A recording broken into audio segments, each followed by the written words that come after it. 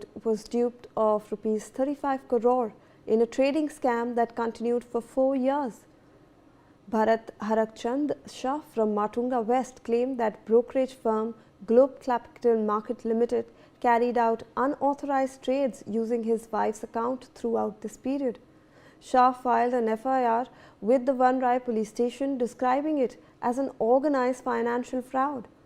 The case has now been registered under IPC sections including 409 criminal breach of trust and 420 cheating, and has now been handed over to the Economic Offences Wing of the Mumbai Police for further investigation.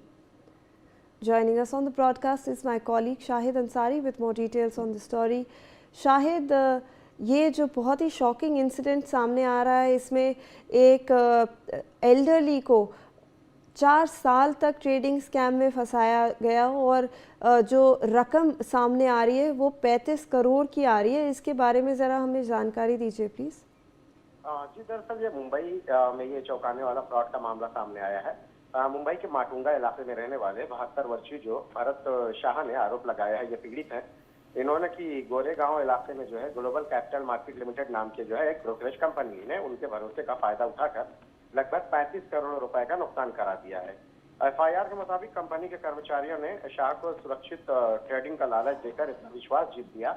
ये 4 साल तक उनके और उनकी पत्नी के demat खातों में बिना पूछे करोड़ों के सौदे होते रहे। OTP से लेकर ईमेल तक का एक्सेस जो है कंपनी के प्रतिनिधियों के पास था और उन्हें इसकी भनक तक नहीं लगी। भरत शाह पिछले करीब 3 दशकों से माटुंगा इलाके में रहते हैं। परेल में वो 5 दशक से एक गेस्ट हाउस चलाते हैं जहां कैंसर मरीज और उनके परिजन कम किराए पर रुकते हैं।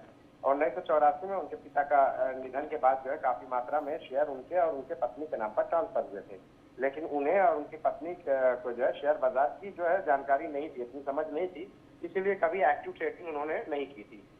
2020 में एक दोस्त की सलाह के बाद उन्होंने ग्लोबल कैपिटल मार्केट लिमिटेड में अपनी पत्नी का जो है डीमैट और ट्रेडिंग अकाउंट खुलवाया और जो उनके पिता का जो विरासती शेयर था इसी कंपनी में ट्रांसफर कर दिए गए थे।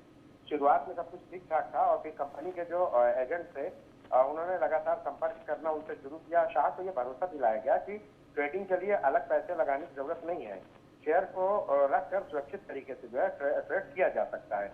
इसमें नियमित मुनाफा मिलेगा और कंपनी की तरफ से पर्सनल गाइड मतलब कि कोई भी दिक्कत परेशानी होगी तो पर्सनल गाइड भी मिलेगा।